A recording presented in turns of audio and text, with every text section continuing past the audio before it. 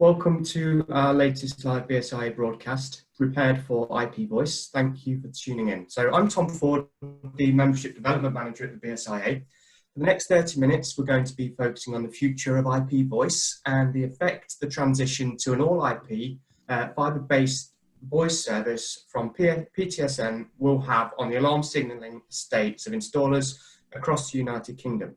So the UK is embarking on a huge change to the UK's telephony service from analogue to an IP voice service. And this will see the migration of all services from the existing PSTN network across to an all IP network infrastructure. This change has already started and is set to complete by the end of 2025. And the telecoms industry is working with many stakeholders, including Ofcom, security, fire and social care industries, to name a few, to ensure that the transition reduces the risk to its customers. So today's panelists will explain how the transition is taking shape, explain the key milestones and how they're playing their part in the process to complete this mammoth task. So most importantly, today's broadcast is going to underline that the installers need to take action now to ensure that special services connected to these networks continue to function and keeping customers safe and secure. This session is being recorded, so if you're able to view this later from the BSIA events page on our website, so feel free to do that. Before we start, I'd like each guest to introduce themselves and give just a brief overview of their role within the IP voice transition. So if I could start with Andrew from OpenReach, please. Hi, good afternoon. Thanks for the introduction there.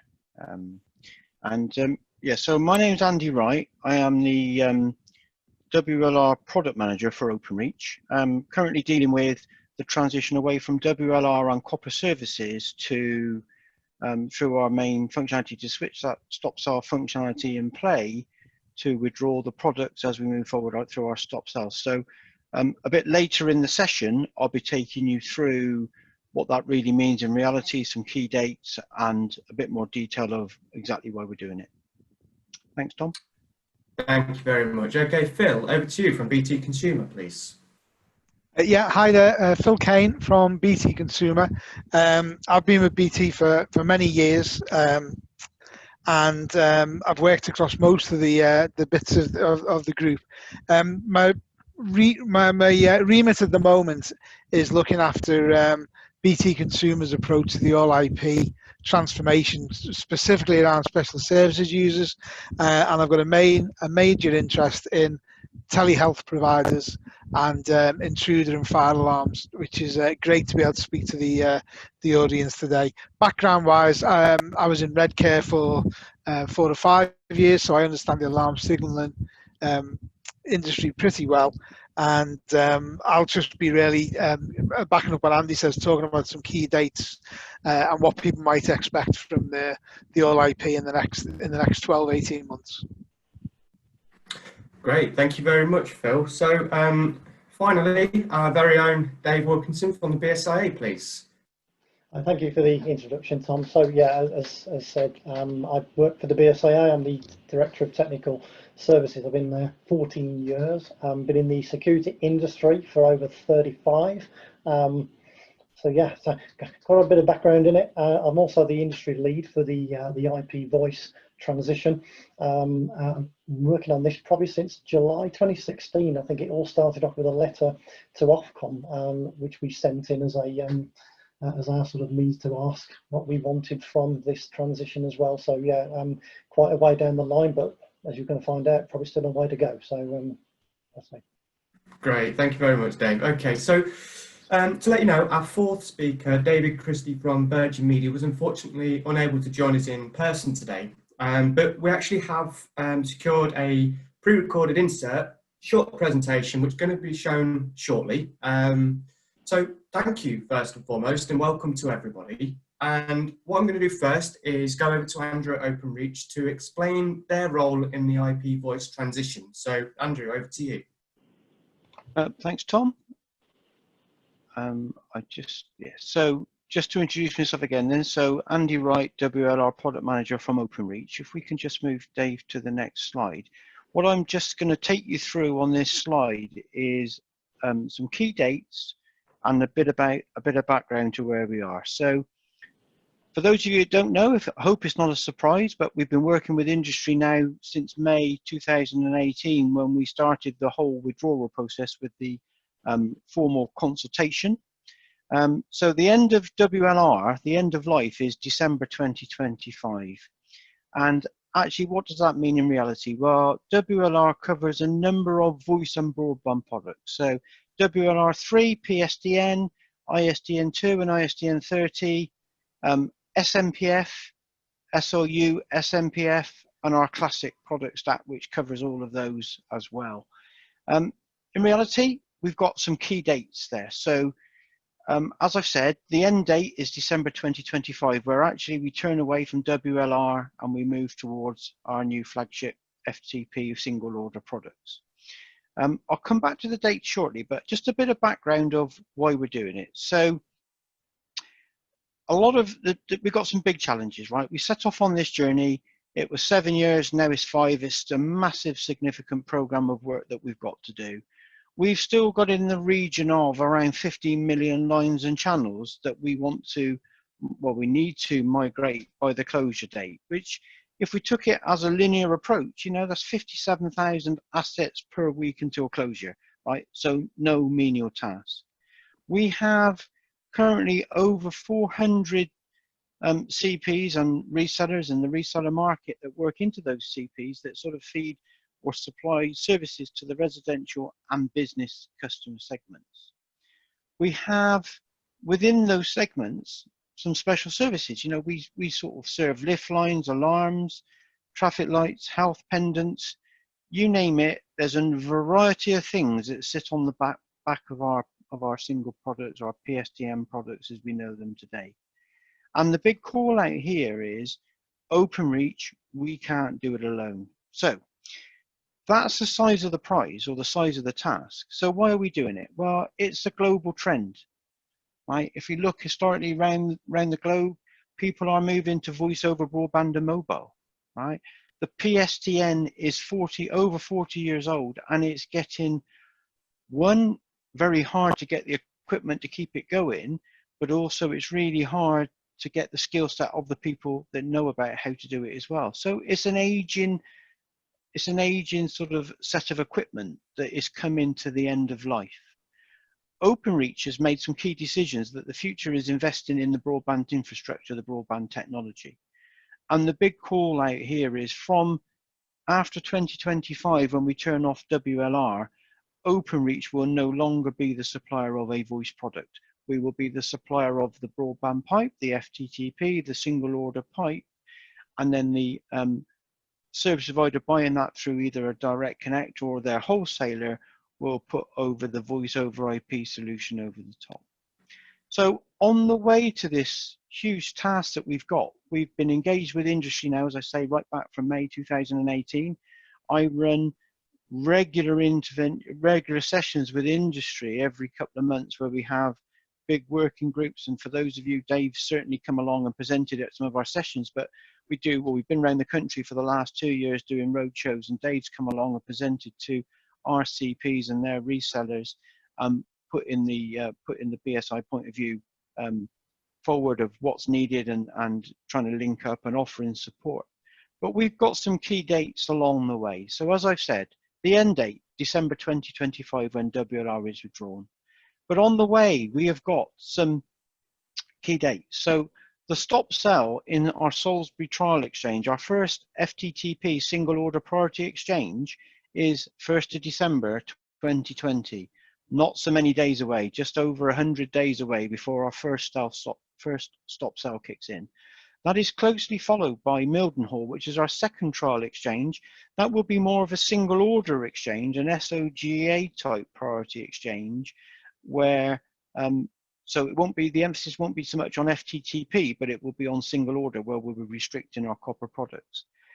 Then we come along to June, 29th of June 2021. We've already announced a further 117 FTT priority exchanges where the stop sell will be implemented.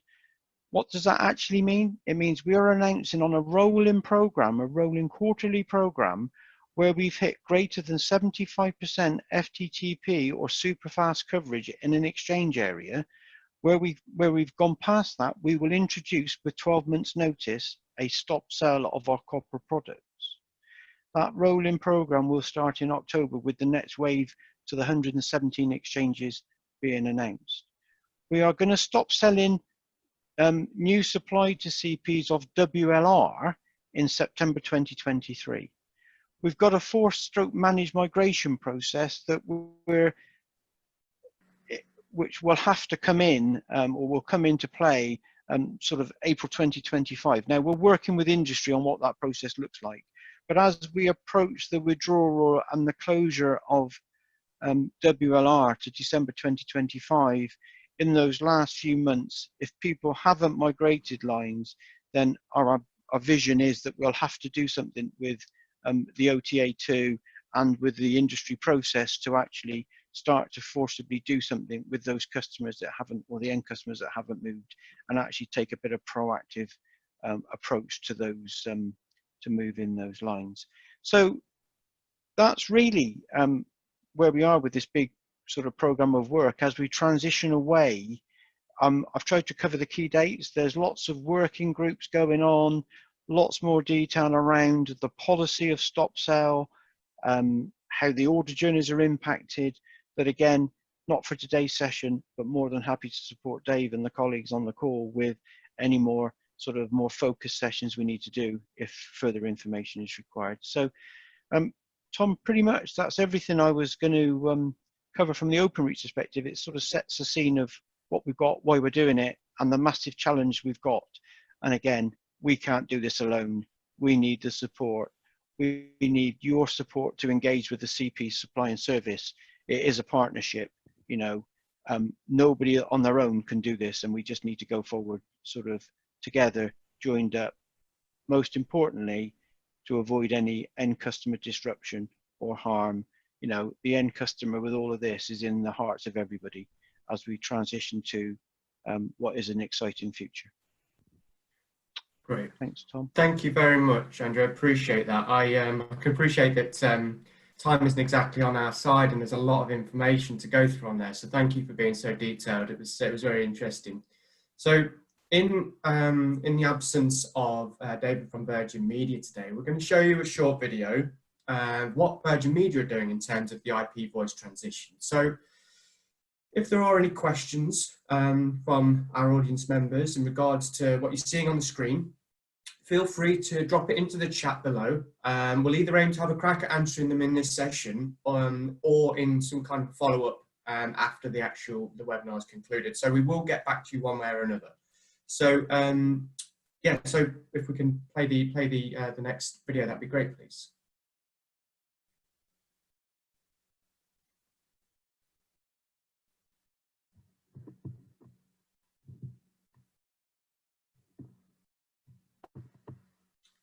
How are we doing with that, Dave?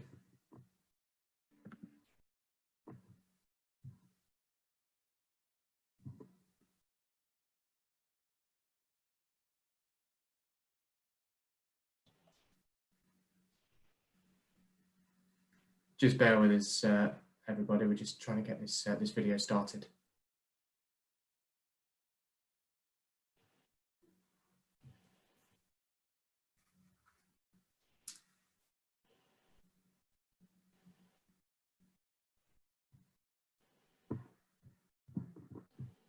An unreliable voice service for customers, for ourselves.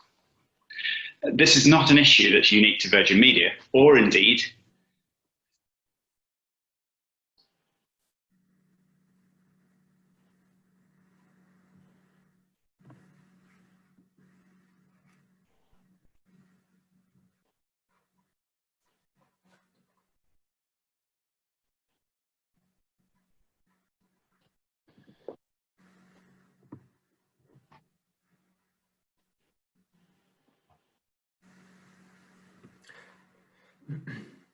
Dave, what do you reckon? Should we have another crack at this in a few minutes, or?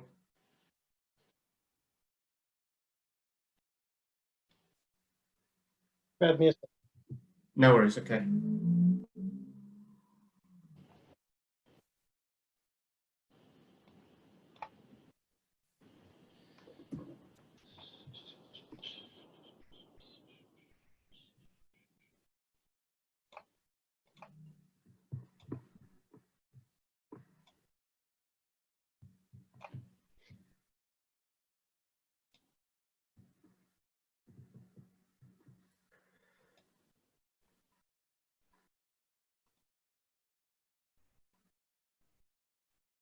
My name is David Christie. I'm from Virgin Media.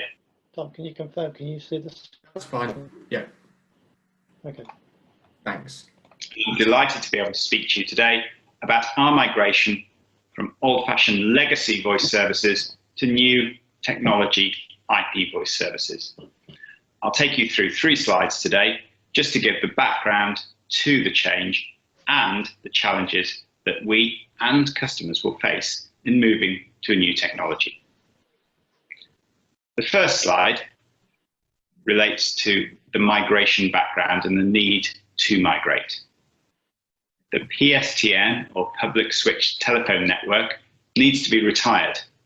The technology on which it relies is end of life, and if we did nothing, it would become increasingly unreliable, and it wouldn't be appropriate to have an unreliable voice service for customers, for ourselves. This is not an issue that's unique to Virgin Media, or indeed to UK communication providers. Many other countries around the world and in Europe have already migrated their voice services from this legacy technology that's end of life to new IP voice services.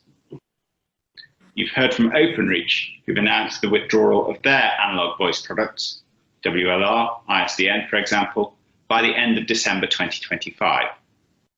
Now, although Virgin Media operates an entirely independent network from Openreach, and therefore we don't buy in products from Openreach in order to serve our residential customers, we are aiming to align our analog voice withdrawal for our own residential and business voice customers with that broad timeline.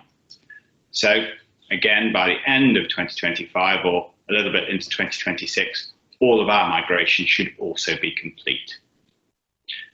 The way we're doing that is described just in the picture below.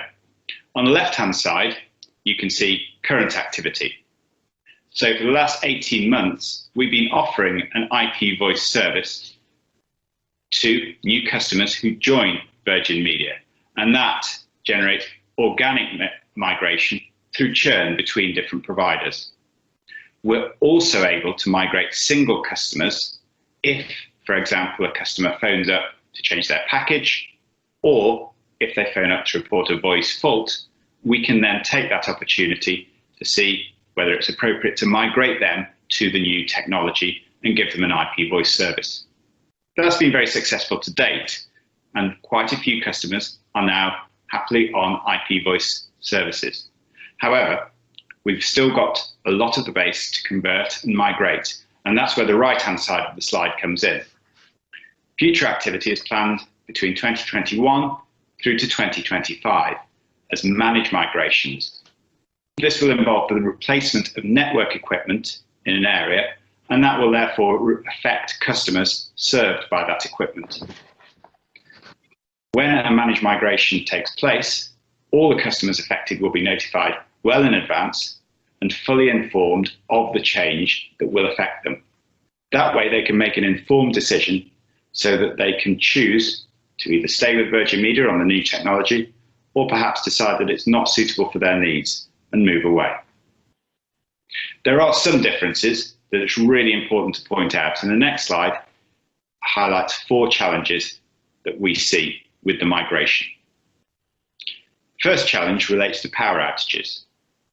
As IP voice services are provided over the broadband network, the telephone service, that telephone service over the broadband network, will not work in the event of a local power cut. Same as today, just as your broadband service will not work. That's different to the legacy voice services, which had their own independent power supply from the exchange. So the telephone exchange provided the power as well as the voice service. Secondly, signaling protocols are different on different technologies. IP voice lines should support most connected equipment, and they've been designed to do that. But some devices may not work with the new technology. It's important to know which devices work, which devices don't. So in order to help out different industries like the security industry, we've opened an IP voice test lab at one of our offices in Winnish near Reading, and we would invite any concerned stakeholder to come in, whether a retailer, manufacturer, supplier of equipment, and test their equipment so that they can answer themselves the question of what works, what doesn't work. It may, of course, be a combination of hardware and software or settings, so it's important that that facility is open to all. The third point on the slide is education.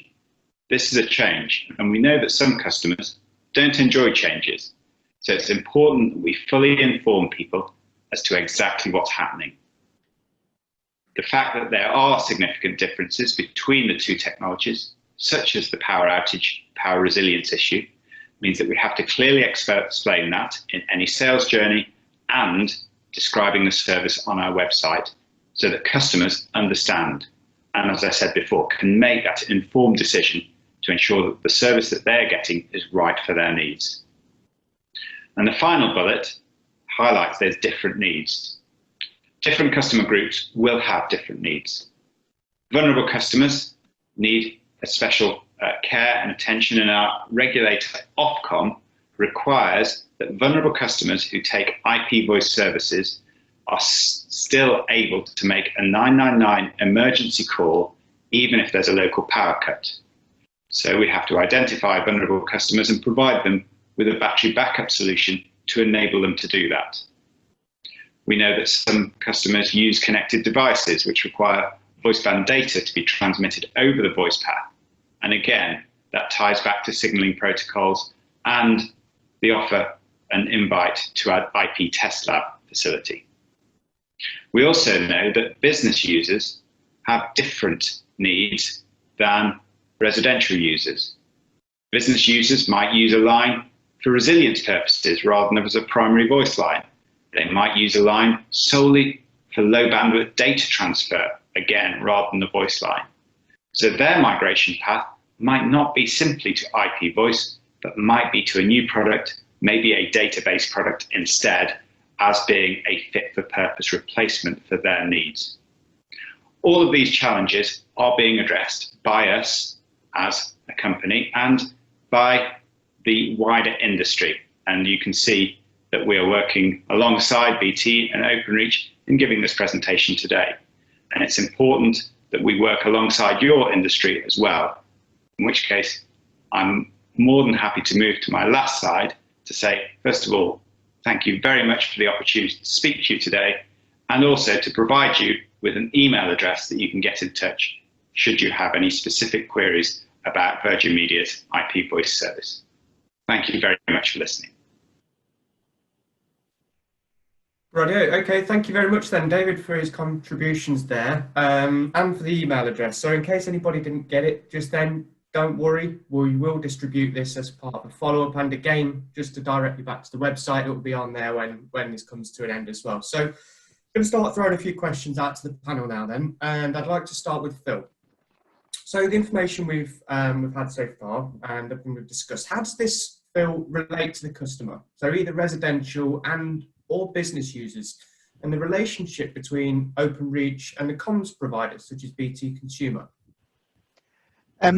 Well, I think first of all, you make a really good point there when you say communication providers, because there's over 600 of them out there.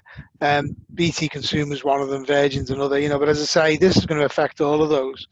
From our point of view, thinking of a customer, and when we think of customers, we're thinking service providers. I think a lot of people thought this was going to happen in 2025, and it isn't. And as Andy mentioned earlier, you know, stop sell dates for Salisbury. You know, you won't be able to buy an analog product in Salisbury after December. You won't be able to buy one in Mildenhall in May. Another 117 exchanges. You won't be able to buy it after October. And again, there's going to be more exchanges now announced on a rolling quarterly basis. So our sort of message that we want to get out to people is that, you know, it isn't a case of waiting until 2025. You are likely to start getting phone calls from customers saying, I'm changing over to a digital system. Does your equipment work? you know, what does it mean for me? Do I have to swap out my equipment? Is it compatible? And that's the important thing for us, is really to make people realise that you need to take action now. Certainly need to be planning now. But you cannot afford to wait till 2025. It'll be too late. So really, the thing about action really is start taking action now. Do expect lots of phone calls. If somebody phones BT to order a digital voice line, and we identify that they've got a special service, i.e. a burglar alarm or a fire alarm, we will tell them to contact their supplier to make sure it's compatible.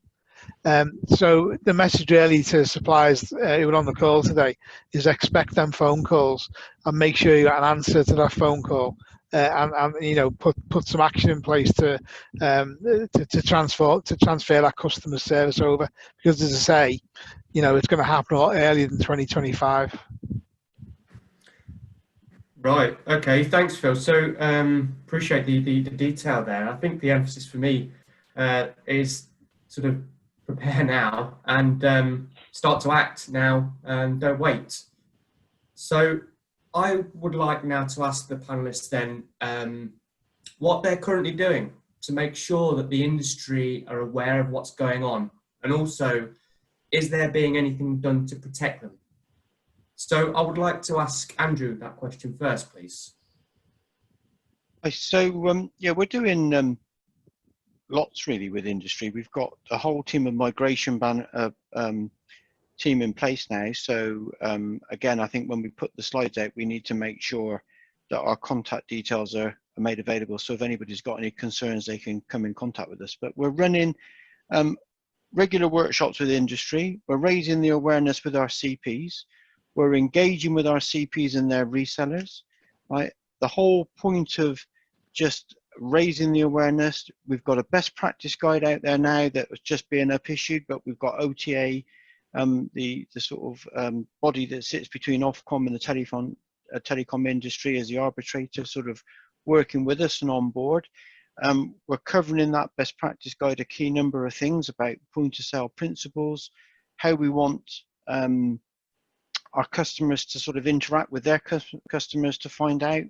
We're working with our CPs through a CP champion type setup where we're having, you know, we're getting involved with individual CPs, encouraging them to sort of come along and talk to, and Dave's put his hand up through the BSIA, sort of to engage with and work with organizations to help identify what people are using their lines for, how we can all work together and share information. So we're doing lots in the space, right? But more importantly, we're having regular dialogue, regular industry sessions. We are running sort of calls now every 2 months that are hitting the sort of 200 attendee mark. I know Dave attends as a representation from your industry, comes and presents, comes and attends, offers support regularly. So there is an awful lot in our space that we're doing.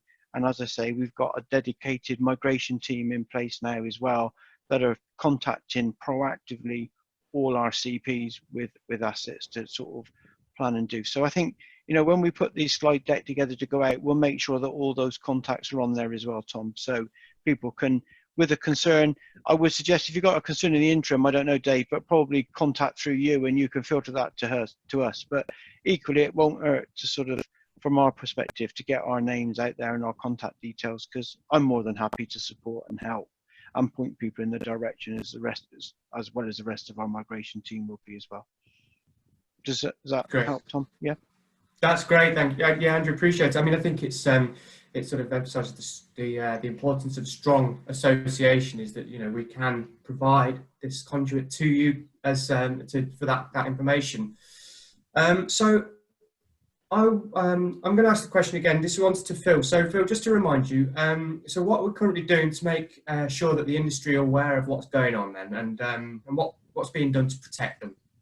Yeah, I mean, I could probably give exactly the same answer that Andy did there, because because we're working closely together anyway as a group, which I think is working really well. Normally in August and June, July, August, we'd be out all over the country talking to people face to face, having meetings. circumstances as are at the moment, we're doing this online. And so we've at BT have taken the opportunity really to jump on the the Zoom bandwagon, quite honestly, and we're running a number of events now between now and the end of September online. And actually we find when we do it, we're probably getting bigger engagement because people find it easier to spend 30-40 minutes online than they do traveling to an event. So in that respect, it's online events are working really well for us. We have our website. We send out regular updates when things change. And another thing that we're doing, maybe mention this now, we're running a survey at the moment, which we're sending out, and we'll send it to people who've been on this call today, really to understand people's level of understanding of the of the programme, understand their level of readiness. And based on the findings from that survey, which we'll do on these 10 or so events we're doing, we'll be able to, refocus our efforts on what we're doing for the whole programme later in the year. So I think two-way engagement is really, really important. And it's great that we've got a decent number of people on this call, and hopefully we'll get a few questions off them as well, either live today or as a follow-up to this. So for us, it's engaging two-way is key really to making sure people are aware what's going on. Great, thanks, Phil. I think two things from there is the first thing for me is I liked what you said at the beginning about a similar answer to Andrew, because it shows that these two and many more organisations are working so closely on such an important project. And then the two-way engagement, absolutely, I couldn't agree with you more. So lastly then, but very much not least, Dave. So again, so what is currently being done to make sure that the industry are aware of what's going on and what's being done to protect them? Well, it'd be really boring and say it's the same, wouldn't I? Okay, so from our perspective, we're quite unique as a membership trade association. We sort of approach this from three particular angles. We've got engagement, collaboration, and messaging. So it doesn't surprise you that obviously what you've heard off both Andy and Phil, there's a lot of alignment. And as I said before, we've been working for about 3 or 4 years now, and had these contacts built up over a long period of time. So if I just focus on them very quickly, got engagement is that we're able to reach out to obviously our members directly. So we've got our installers, our manufacturers, our alarm receiving centres, and again, because of our linkage with industry generally, we also have good communication links with our wider stakeholders, such as certification bodies, the police, the insurers. So again, we're able to get the messages out as to what's happening there. And we're also now able to reach out to the telecommunications industry. So OpenReach is a good example, as Andy's mentioned. We've done some presentations there to sort of relay, the picture from our perspective and how we think it will impact on us. That will hopefully give communication providers an understanding and a steer of the concerns we've got and the types of challenges that we're going to face. So again, we've got good communication there, and I think it all, as I said before at the very start of this, it all kicked off really with an address to Ofcom, because Ofcom sort of corralled everybody together and recognising that this needs to be, I think, addressed holistically. It's all about collaboration, and I think that's the message you're getting today. So from a collaboration point of view, we are probably the key industry representative. We sit on the main All IP forum that Ofcom chairs. We've also sat on the OpenReach forums, and we continue to do so as we sort of learn as things go on. We've also had the ability through the collaborations to do testing of products. So again, utilising the manufacturers that we have within our membership, they've been able to go to the various test locations. You heard David talk about Virgin Media's at Winnerish. From BT's point of view, they have their facility at Adastra Park, and I believe there's another one being set up as well elsewhere on a more sort of maybe more from an OpenReach type perspective. We've also had some discussions with Kingston Communications. So again, those collaborations are really important. It gives the manufacturers the confidence to be able to test at locations and work out what doesn't work, how things need to look going forward, more importantly. It's very much the collaboration has been a learning journey.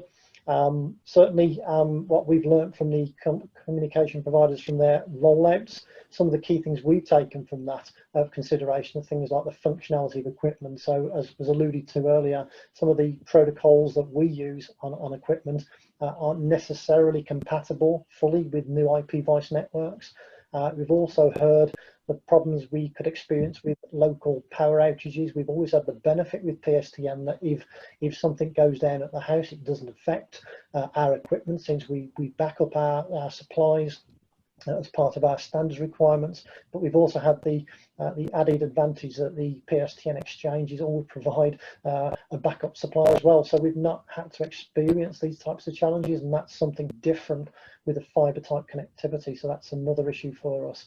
I think also that we're starting to realise as well is that when the new IP voice networks come online, as they're starting to now, different communication providers are looking at these in different ways. So therefore we do tend to find that disconnection of alarm equipment could be quite a reality, and it's not for the comms provider to reconnect it. It's for the consumer, and clearly they will need to do that in liaison with the alarm installer, so that obviously we can be made aware of it generally.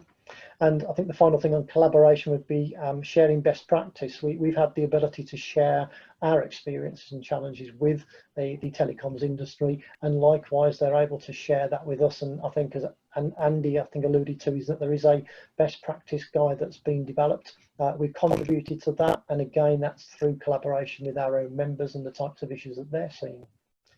And I think on the final part of our three-pronged attack, the messaging, well, again, we've presented at various forums, whether they be our own held forums, whether they're actually industry events, as obviously Andy's alluded to. We're also able to update our own members at our member meetings. We tend to make sure that they're fully aware of what we know, the type of issues that we're coming across. It's also worthy of note, we have a lot of information on the BSIA website. Hopefully somebody can post a link to that. And again, we have a dedicated page for the IP voice. It now includes a statement that we've released quite recently over our call to action. It actually identifies the equipment manufacturers who are now starting to upload their details of where they've done their testing. So again, we can alert the wider audience to how much testing has been done.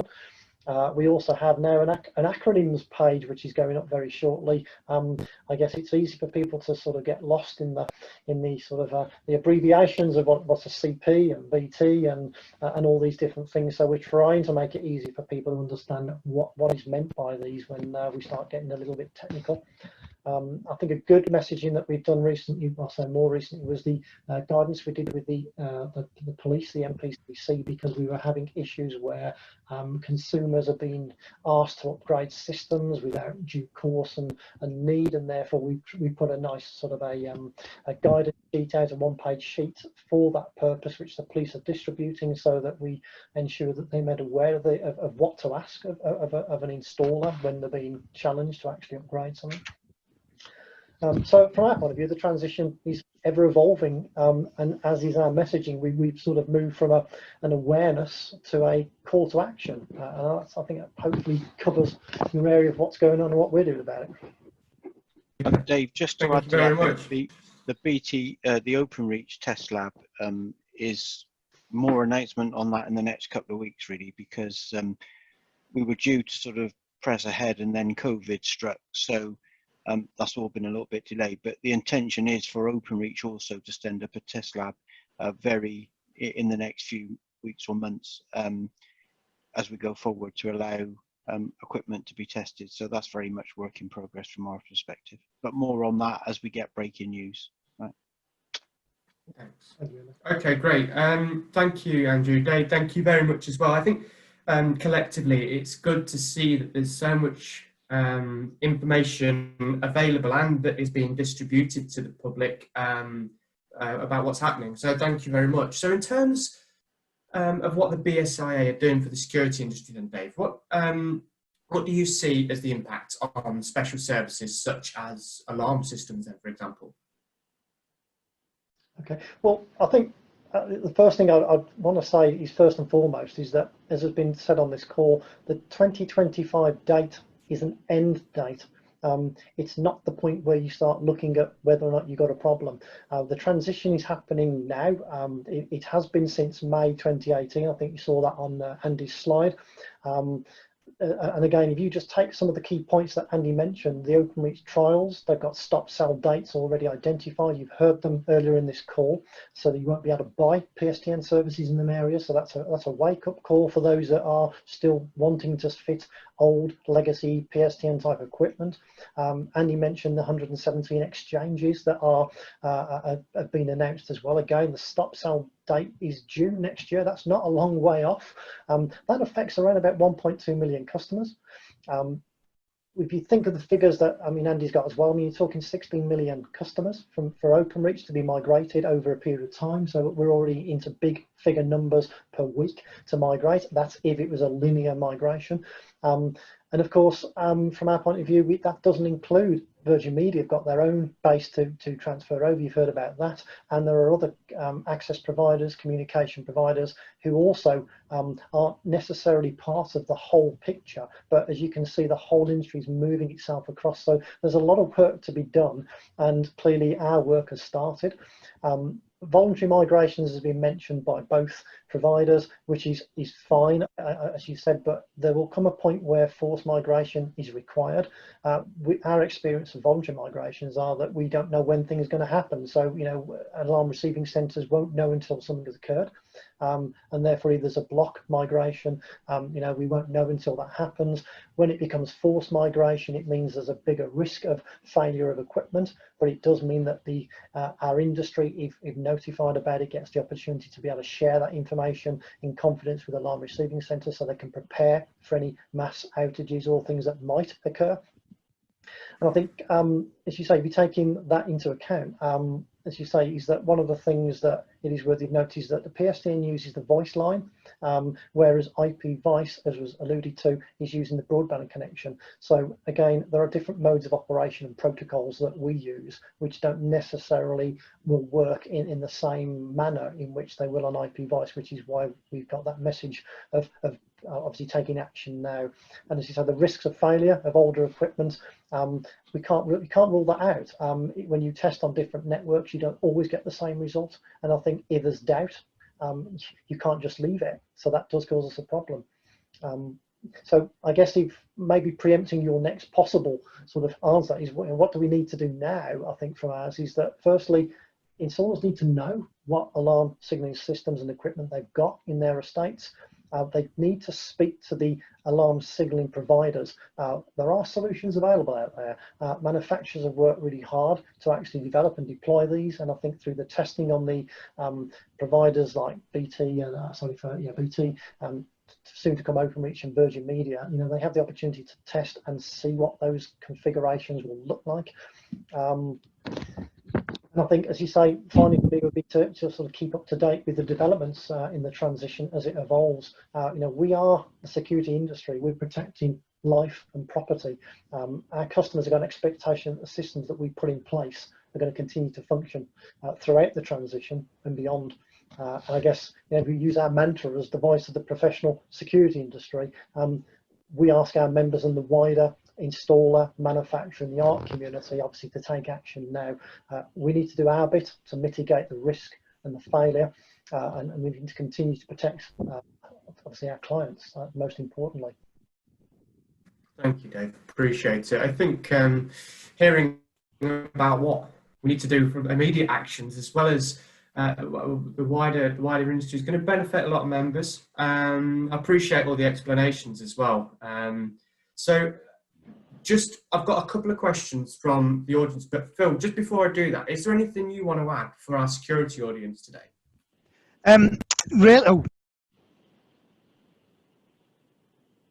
Just gone on to mute there, Phil. Yeah, sorry, my fault. I pressed the wrong button.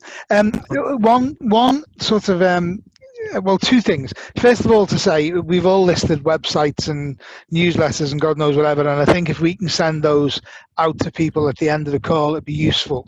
There's another website which Broadband Support Group have started, Future of Voice. a very neutral organisation, and so anybody, you know, looking for the absolute truth, if you like, if they don't believe one supplier or the other, it'd be quite useful to people to go to that. So if we can maybe share that later on. The other thing from BT's point of view, we've worked really hard for the last 2 years to try and identify people who've got alarm lines, for example, on the PSTN system, and up until now, BT have stopped anyone with a special service ordering digital products, really just to make sure that we're ready for them. But that bar on these people is going to be lifted soon.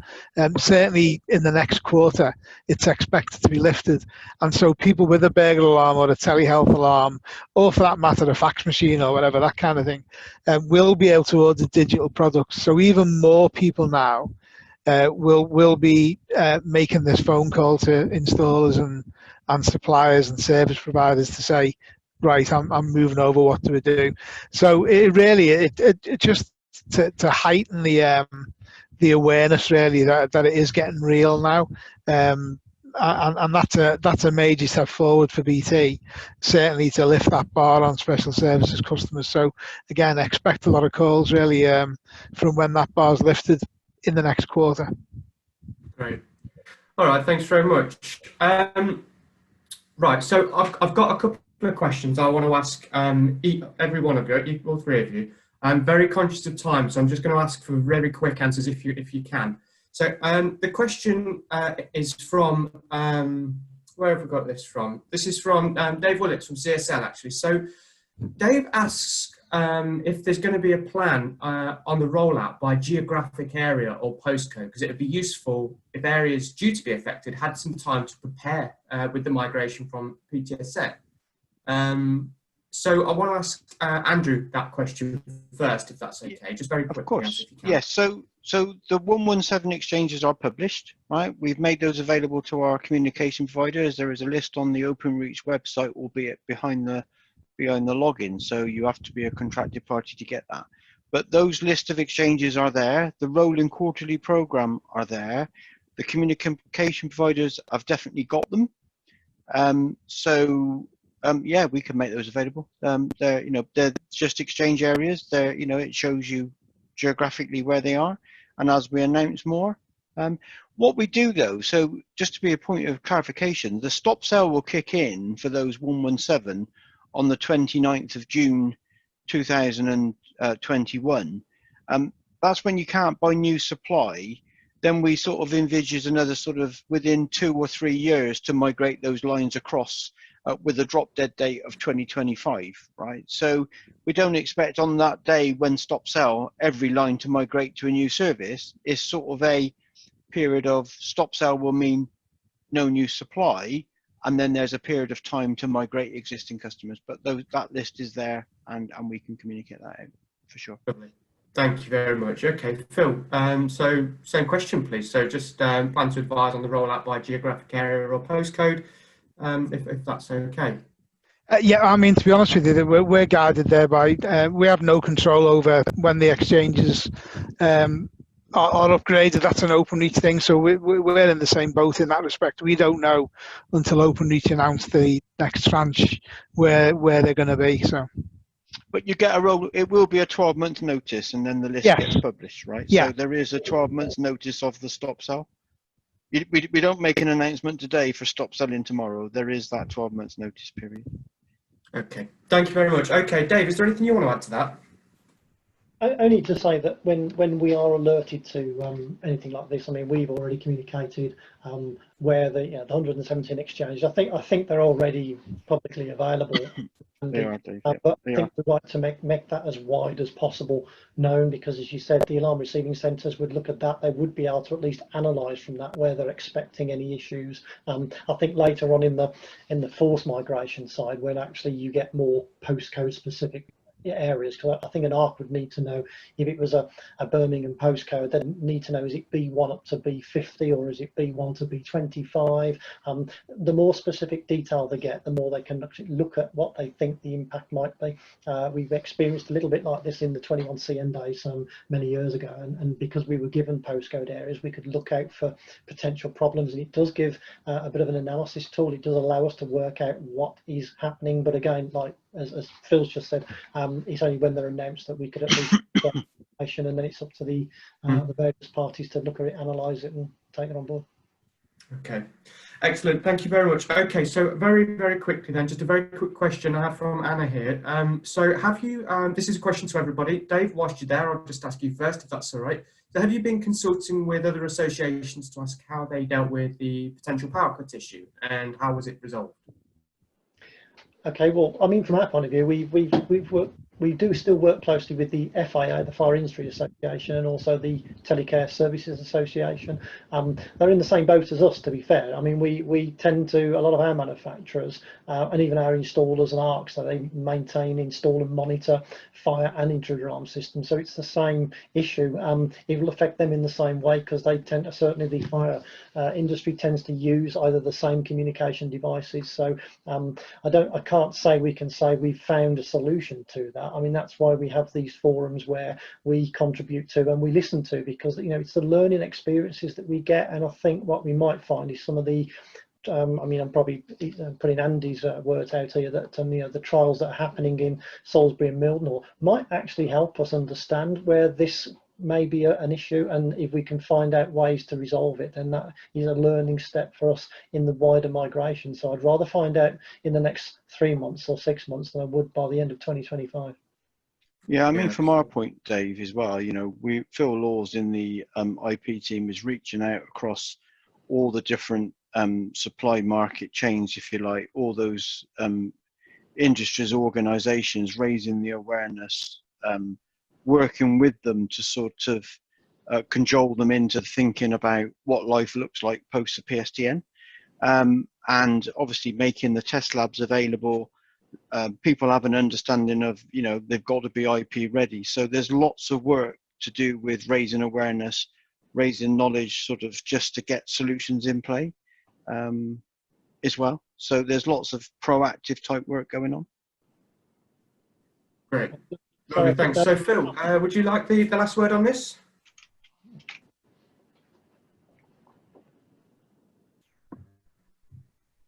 Okay, I'll stop it there anyway. I'm very conscious of time. I know that we have 1 or 2 more questions that have come in, which we will ask our panelists and get answers for, and distribute them as a follow-up to you all as well. So before we finish, I'd just like to say that the BSI is leading on a campaign for installers to take action now, and we've created a page. The link will be sent out to you. It's www.bsia.co.uk/digital-voice, which includes our positioning paper, the latest updates from communications providers, as well as a page for our members to display the testing they've carried out in preparation for the IP voice transition. So, we're going to send this out to the listeners on the call, those that have registered, and in closing, I'd just like to say thank you very much to Andrew, to David, Phil, and Dave. Their invaluable insight today. I think they've helped explain a very challenging situation in terms that everybody can understand. And so thank you very much, and I look forward to speaking to you all again very soon. Thank you.